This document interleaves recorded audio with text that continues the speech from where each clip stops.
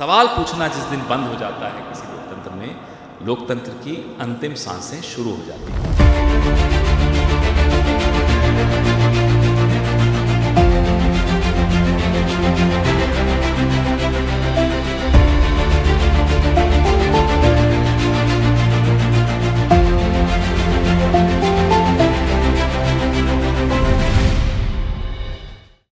Rahul Gandhi Congress party और विपक्षों के खिलाफ एक खुला पत्र आया है।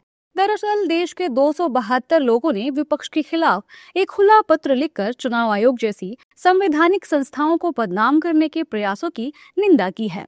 इन 272 लोगों में 16 न्यायाधीश, 123 सेवानिवृत्त नौकरशाह और 133 सेवानिवृत्त सशस्त्र बल अधिकारी शामिल हैं। लेटर के मुताबिक पहले सेना, फिर न्यायपालिका और संसद पर सवाल उठाए गए और अब चुनाव आयोग को निशाना बनाया जा रहा है।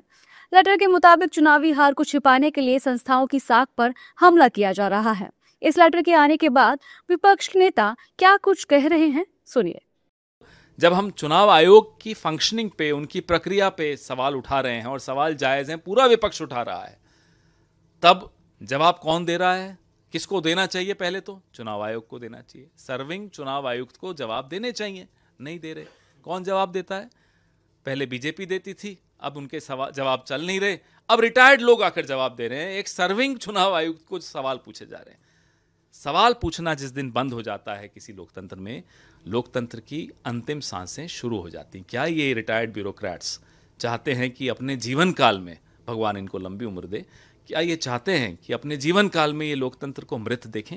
देखिए, एक सशक्त लोकतंत्र में हर एक को खत लिखने का अधिकार है।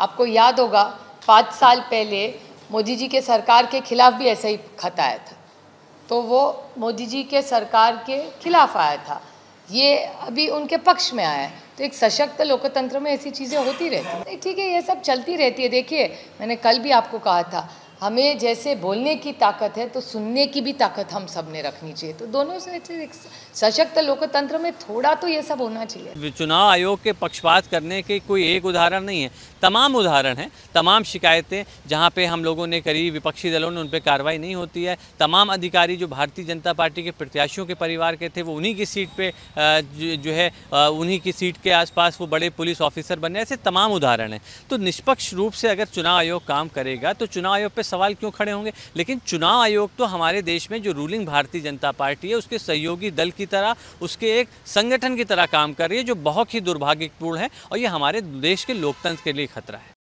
बहरहाल ये पत्र चर्चा में है। बीजेपी इस पत्र को लेकर विपक्ष पर हमलावर हो गई है और कांग्रेस को चिंतन करने की सलाह दे रही है। देखिए, हम सब जानते हैं कि कांग्रेस पार्टी और विपक्षी दल और उनके नेता राहुल गांधी किस प्रकार से देश की छवि को धूमिल करने का प्रयास कर रहे हैं। संवैधानिक संस्थाओं पर उंगली उठाना उनके लिए एक फैशन बन गया है और उनके हाव भाव से और उनके आचरण से कभी ये नहीं लगता कि ये व्यक्ति देश के विपक्ष के नेता हैं।